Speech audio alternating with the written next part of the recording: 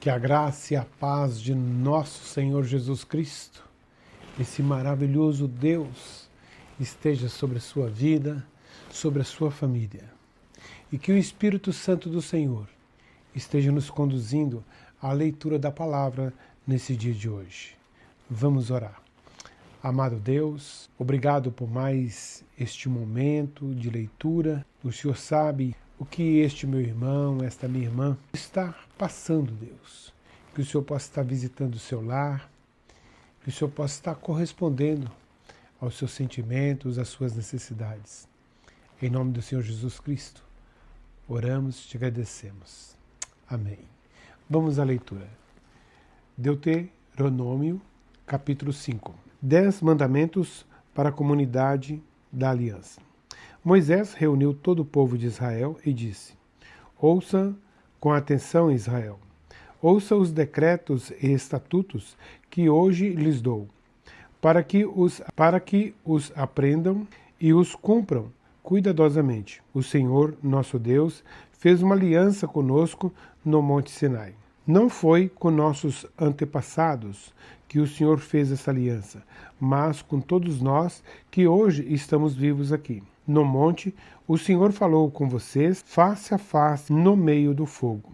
Eu servi de intermediário entre o Senhor e vocês, pois vocês tiveram medo do fogo e não quiseram se aproximar do monte. Ele falou comigo e eu lhes transmiti suas palavras. Foi isso que ele disse: Eu sou o Senhor, seu Deus, que os libertou da terra do Egito, onde você era escravo. Não tenha outros deuses além de mim. Não faça para si espécie alguma de ídolo ou imagens de qualquer coisa no céu, na terra ou no mar.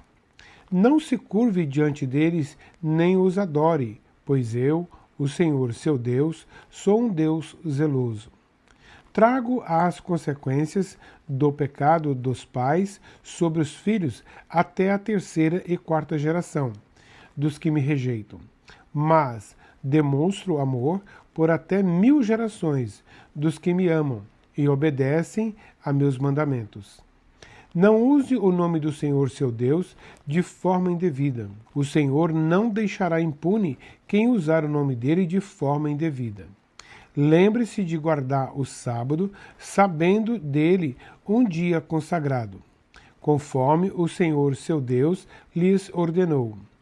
Você tem 6 dias na semana para fazer os trabalhos habituais, mas o 7º dia é o sábado do Senhor, seu Deus. Nesse dia, ninguém em sua casa fará trabalho algum, nem você, nem seus filhos e filhas, nem seus servos e servas, nem seus bois, jumentos e outros animais, nem os estrangeiros que vivem entre vocês. Todos os seus servas, devem descansar como você.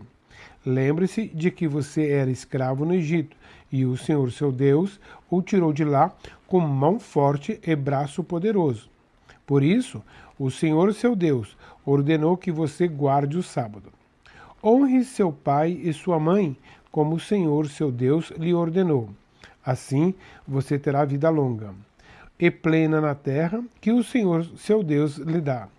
Não mate, não cometa adultério, não roube, não dê falso testemunho contra o seu próximo. Não cobice a mulher do seu próximo, nem sua casa, nem sua terra, nem seus servos ou servas, nem seu boi ou jumento, nem qualquer outra coisa que lhe pertença.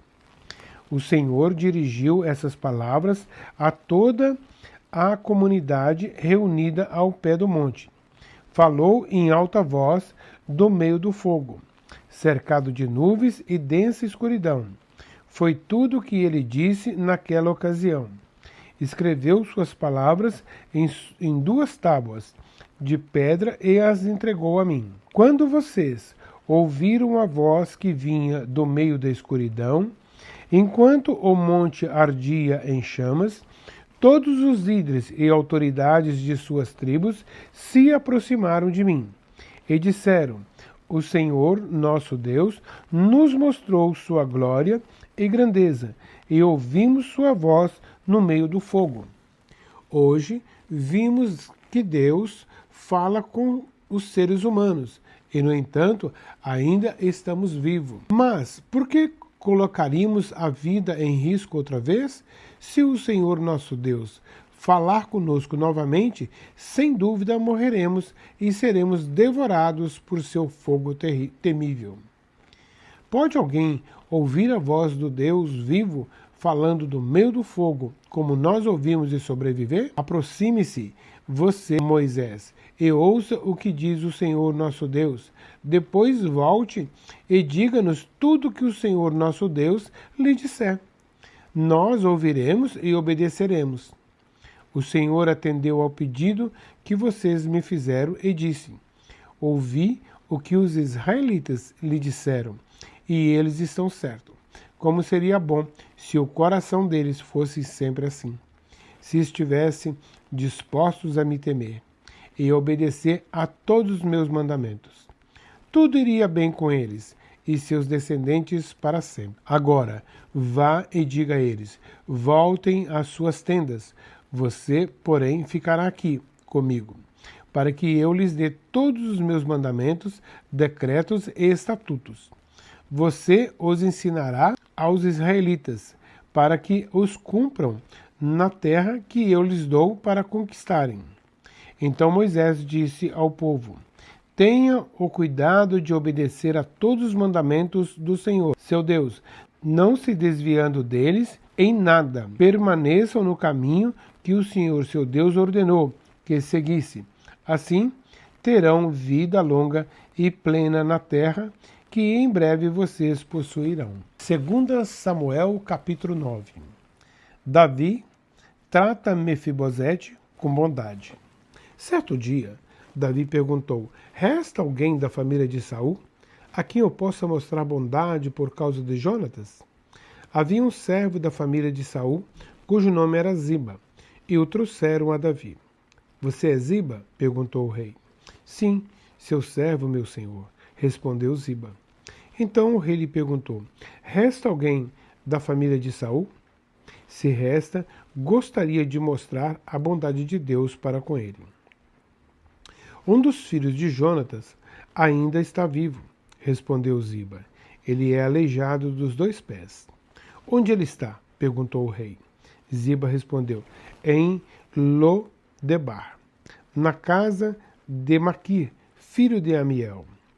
Então Davi mandou buscá-lo na casa de Maquir. Seu nome era Mefibosete, filho de Jonatas, filho de Saul.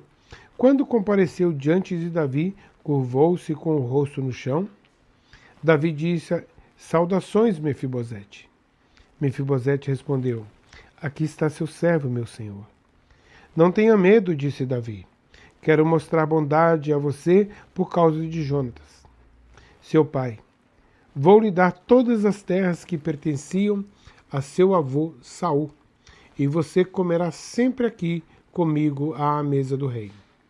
Mefibosete se prostrou e disse: quem é seu servo, para que o Senhor mostre bondade a alguém como eu, que não vale mais que um cão morto?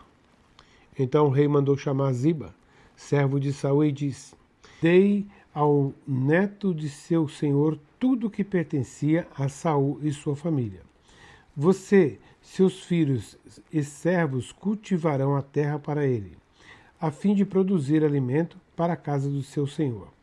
Mefibosete, neto de seu senhor, comerá sempre à minha mesa. Ziba tinha 15 filhos e 20 servos.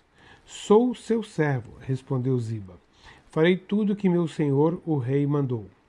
E, daquele momento em diante, Mefibosete passou a comer à mesa de Davi, como se fosse um de seus filhos. Mefibosete tinha um filho ainda jovem, chamado Mica.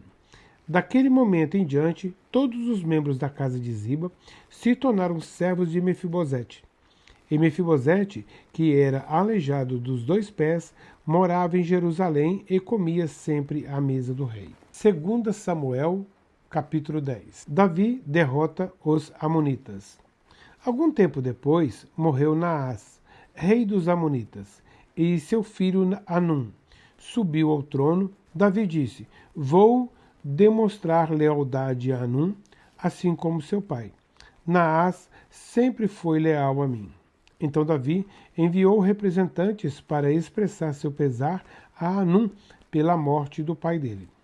Mas, quando os representantes de Davi chegaram à terra de Amon, os líderes amonitas disseram a Hanum, seu senhor: o rei acredita mesmo que esses homens estão aqui para honrar seu pai? Não. Davi os enviou com o objetivo de espionar a cidade para vir e conquistá-la. Então Hanum prendeu os representantes de Davi e raspou metade da barba de cada um, cortou metade de suas roupas até as nádegas e os expulsou de sua terra. Quando Davi soube o que havia acontecido, enviou mensageiros ao encontro dos homens, para que lhes dissessem: fiquem em Jericó até que sua barba tenha crescido, e volte em seguida, pois estavam muito envergonhados. Quando os amonitas perceberam quanto haviam enfurecido Davi, contrataram 20.000 soldados de infantaria dos sírios das terras de Bet-Reob e Zobá, 1.000 homens do rei de Maaca e 12.000 da terra de Tobi. Davi foi informado disso e enviou Joabe e todos os seus guerreiros para lutarem contra eles. As tropas amonitas avançaram e formaram sua frente de batalha à entrada da cidade, enquanto os sírios de Zobá e Reob e os homens de Tobi e Maaca se posicionaram para lutar nos campos abertos. Joabe viu que teria de lutar em duas frentes ao mesmo tempo. Por isso, escolheu alguns dos melhores guerreiros de Israel e os pôs sob seu comando pessoal para enfrentar os sírios. Deixou o restante do exército sob o comando de seu irmão, Abissai, que atacou os amonitas. Joabe disse a seu irmão: se os sírios forem fortes demais para mim, venha me ajudar. E se os amonitas forem fortes demais para você, eu irei ajudá-lo. Coragem, lutemos bravamente por nosso povo e pela cidade de nosso Deus, e que seja feita a vontade do Senhor. Joabe e suas tropas atacaram, e os sírios começaram a fugir. Quando os amonitas viram que os sírios batiam em retirada, também fugiram de Abissai e recuaram para dentro da cidade. Terminada a batalha, Joabe voltou para Jerusalém. Os sírios viram que não tinham como enfrentar Israel. Assim, ao se reagrupar, receberam um reforço de soldados sírios convocados por Hadadezer do outro lado do rio Eufrates. Essas tropas chegaram a Elã, conduzidas por Sobaque, comandante das forças de Hadadezer. Quando Davi foi informado do que estava acontecendo, reuniu todo Israel, atravessou o Jordão e levou o exército até Elã. Os sírios se posicionaram para a batalha e lutaram contra Davi. Mais uma vez, porém, os sírios fugiram dos israelitas. O exército de Davi matou 700 homens em carros de guerra e 40.000 soldados de infantaria, incluindo Sobaque, comandante de seu exército. Quando todos os reis aliados de Hadadezer viram que ele havia sido derrotado pelos israelitas, renderam-se a Israel e se tornaram súditos de Davi. Depois disso, os sírios tiveram medo de voltar e ajudar os amonitas. Marcos, capítulo 4, do versículo 1 ao 20. A parábola do semeador. Mais uma vez, Jesus começou a ensinar à beira-mar. Em pouco tempo, uma grande multidão se juntou ao seu redor. Então ele entrou num barco e sentou-se, enquanto o povo ficou na praia. Ele os ensinou, contando várias histórias na forma de parábola, como esta. Ouçam, um lavrador saiu para semear. Enquanto espalhava sementes pelo campo, algumas caíram à beira do caminho e as aves vieram e as comeram. Outras sementes caíram em solo rochoso e, não havendo muita terra, germinaram rapidamente. mas as plantas logo murcharam sob o calor do sol e secaram, pois não tinham raízes profundas.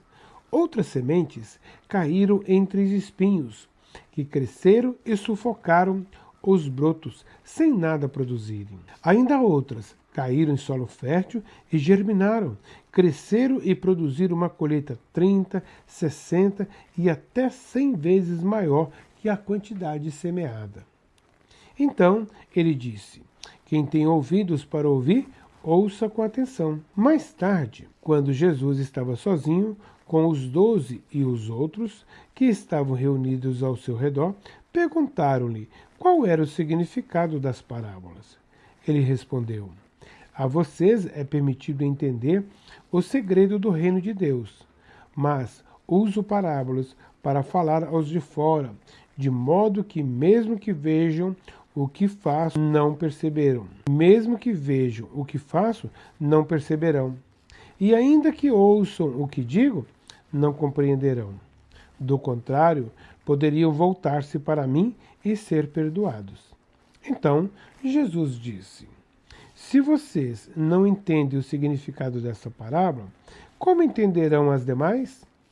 O lavrador lança sementes ao anunciar a mensagem. As sementes que caíram à beira do caminho representam os que ouvem a mensagem, mas Satanás logo vem e as toma deles. As que caíram no solo rochoso representam aqueles que ouvem a mensagem e, sem demora, a recebem com alegria.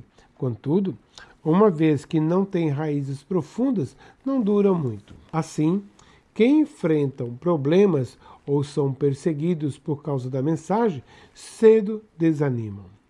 As que caírem entre os espinhos representam outros que ouvem a mensagem, mas logo ela é sufocada pelas preocupações dessa vida, pela sedução da riqueza e pelo desejo por outras coisas, não produzindo fruto.